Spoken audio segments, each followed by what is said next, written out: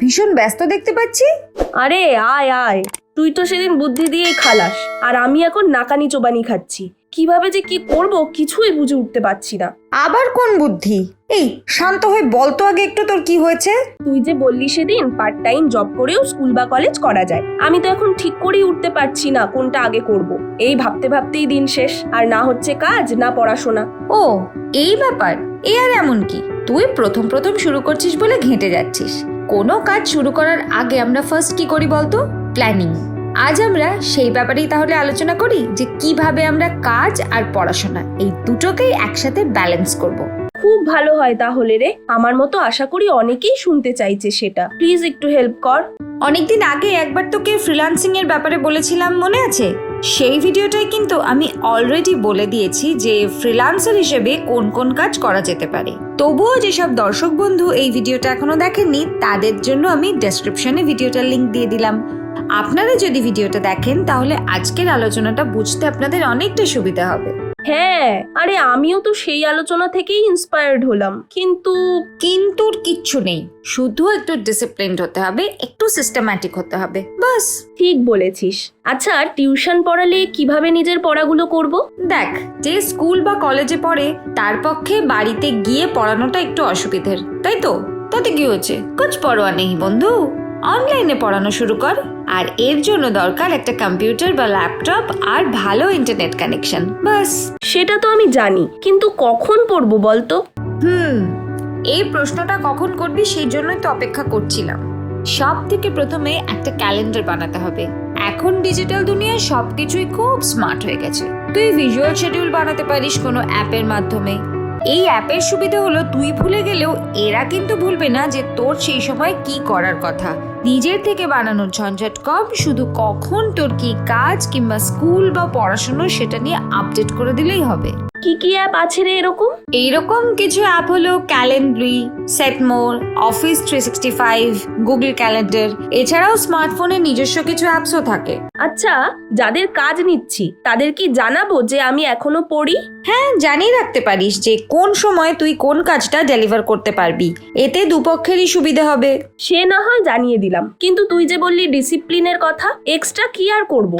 দেখ, তোকে কিন্তু সময়কে খুব ভালোভাবে কাজে লাগাতে হবে, আর এর জন্যই তোকে আজকে আমি কয়েকটা টিপস বলে দেবো, সেগুলো মাথায় রাখলেই চলবে। যেমন ধর, পড়াশোনার সময় কাজের অ্যাসাইনমেন্ট নিয়ে কোনো কথা ভাবা চলবে না। আবার যখন কাজে বসছিস, খুব গুরুত্বপূর্ণ কিছু না হলে পড়ার কথা ভাবা চলবে না। তাই রুটিন মেনে চলতে হবেই। কিন্তু সময় বের করব কিভাবে? প্রথমে তোকে অল্প অল্প করে শুরু করতে হবে। দেখ, প্রথমেই যদি অনেক কাজ নিয়ে নিস তাহলে হবে না। একজন স্টুডেন্টের পড়াশোনা বাদ দিয়েও অনেক সময় থাকে, সেই 3-4 ঘন্টাকেই কাজে লাগাতে হবে। সেই শিডিউল অনুযায়ী কাজ আর পড়াশোনা ভাগ করে নিতে হবে। কিন্তু কাজ করার পর যদি পড়াশোনায় মন না লাগে? কেন লাগবে না? এর জন্যই তো রুটিনের দরকার। দেখ, ফার্স্টলি কাজ আর পড়াশোনা এই দুটোর জন্য আলাদা জায়গা কর। খাটে বসে আরাম করে কোনোটাই করা যাবে না। এবার ছোট ছোট সময় ভাগ করে নে। লম্বা সময় ধরে যে কোনো কাজ করলে প্রোডাক্টিভিটি কমে যায়। 30 মিনিট পড়ার পর ছোট্ট করে একটা 15 মিনিটের ব্রেক নিয়ে নে। এবার এই 15 মিনিট সেই টপিক রিলেটেড কিছু নোটস চটপট খাতায় লিখে নিতে পারিস বা ভয়েস রেকর্ড করে নোট বানাতে পারিস। কাজের ক্ষেত্রেও সেই ফ্লেক্সিবিলিটিটাই বজায় রাখতে হবে। কম সময়ে কিভাবে প্রোডাক্টিভ কাজ করতে পারবি সেটা যার কাজ করছিস তাকেও জিজ্ঞেস করে নিতে পারিস। এটা তো খুব ভালো বলেছিস। দেখ, ডিস্ট্রাকশন যতটা পারবি অ্যাভয়েড করবি।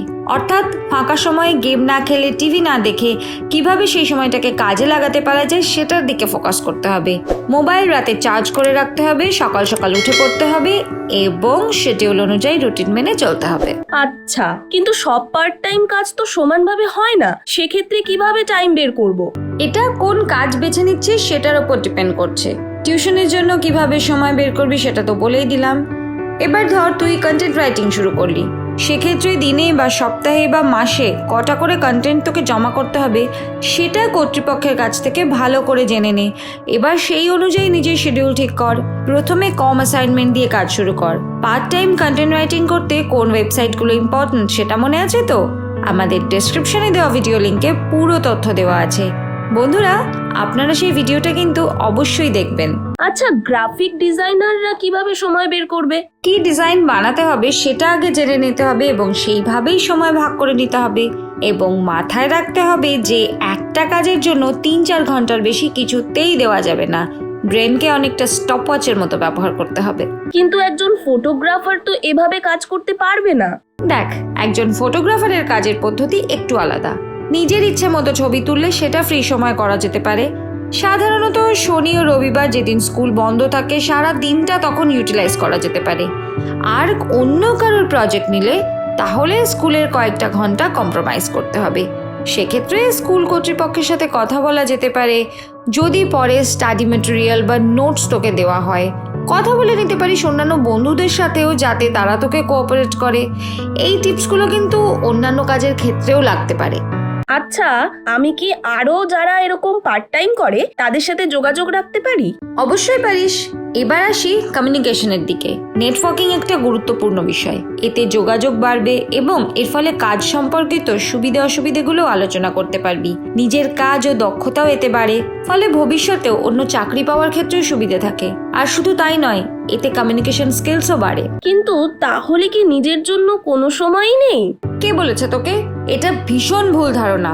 এর মধ্যে থেকেই নিজের জন্য সময় বার করতে হবে, না হলে তো হাঁপিয়ে উঠবি। এবার আমি তোকে কিছু সেলফ কেয়ার টিপস দেবো। ফার্স্ট কি, কাজের ফাঁকে 20-25 মিনিট হেঁটে আসতে হবে। সকালে একটু ফ্রি হ্যান্ড এক্সারসাইজ কর অথবা মেডিটেশন কর।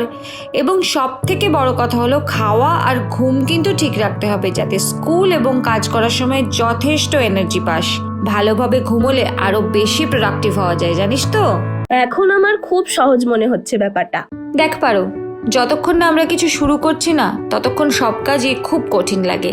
যারা ফুড ডেলিভারি বা প্রোডাক্ট ডেলিভারি করতে চায় তারাও কিন্তু স্কুলের পর কিছুটা সময় বের করে নিতে পারে, কিন্তু এক্ষেত্রে তাদেরকে তার লোকালিটির মধ্যে অর্থাৎ বাড়ির ধারে কাছেই কাজ করতে হবে। অনেক স্টুডেন্টের বাড়িতেই স্কুটি, বাইক, সাইকেল থাকে। মোট কথা, দায়িত্ব সহকারে সময় আর সুযোগকে কাজে লাগাতে হবে। আচ্ছা, কিন্তু কাজে যদি আটকায়, মানে ফ্রেশার হিসেবে সব কাজ যে পারবো তা তো নয়, তাহলে সেটা শিখবো কি করে? আচ্ছা, পড়াশোনার ক্ষেত্রে যদি কখনো কোথাও কিছু বুঝতে অসুবিধে হয় তখন কি করি আমরা? টিচারকে জানাই বা কোনো বই বা অনলাইন রিসোর্সেস ঘাঁটি, তাই তো? এখানেও ঠিক তেমনই, কাজের ক্ষেত্রেও যদি আটকায় বা আমরা নিজেকে আরও যদি দক্ষ করে তুলতে চাই, তাহলে কি আমরা সময় পেলেই বিভিন্ন ক্র্যাশ কোর্স করতে পারি। এটা মাইক্রো লার্নিং মডিউলে হতে পারে, অর্থাৎ সব একদিনে শেখা নয়, এক একটা টপিক শিখে সেটাকে প্র্যাকটিক্যালি সমাধান করা। ধর হয়তো 40 ঘন্টার কোর্স, সেটাকে তুই 1 মাস ধরে শিখলি, তাহলে সব কাজের টাইমও পেলি, আবার শেখাও হয়ে গেল, অর্থাৎ একটা স্কিল ডেভেলপও হয়ে গেল এক্সট্রা। আচ্ছা, এমন কিছু কি রেশিও আছে যে কত ঘন্টা কাজ করব আর কত ঘন্টা পড়বো? দেখ, তোকে খুব প্র্যাকটিক্যাল গোল সেট করতে হবে, অর্থাৎ যেটা তোর দ্বারা সহজে হবে সেরকমই কিছু করতে হবে। এমন কিছু ভাবিস না যেটা ভীষণ রকমের ইমপ্র্যাকটিক্যাল হয়ে ওঠে। এত সহজ করে বোঝানোর জন্য অনেক ধন্যবাদ পরি। এবার কিন্তু আমার খুব রিল্যাক্সড লাগছে। আরে ভাই, এত হতাশ হলে চলবে? আমরা হলাম জেনারেশন জেড। আমাদের মতো ইয়াং জেনারেশনের কি হতাশ হলে হয়? বিবেকানন্দ কি বলেছিলেন মনে নেই?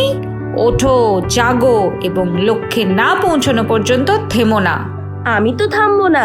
বন্ধুরা, এই টিপসগুলো পেয়ে যদি তোমাদের উপকার হয় তাহলে কমেন্ট করে জানিও। আর ভবিষ্যতে এরকম নানা ধরনের ইনফরমেশন ও টিপস পেতে আমাদের সমৃদ্ধ বাংলা ইউটিউব পেজটাকে অবশ্যই সাবস্ক্রাইব করো। আজ তাহলে চলি। আর বন্ধুরা, তোমরা কে কি পার্ট টাইম জব বেছে নিলে আমাকে জানিও কিন্তু।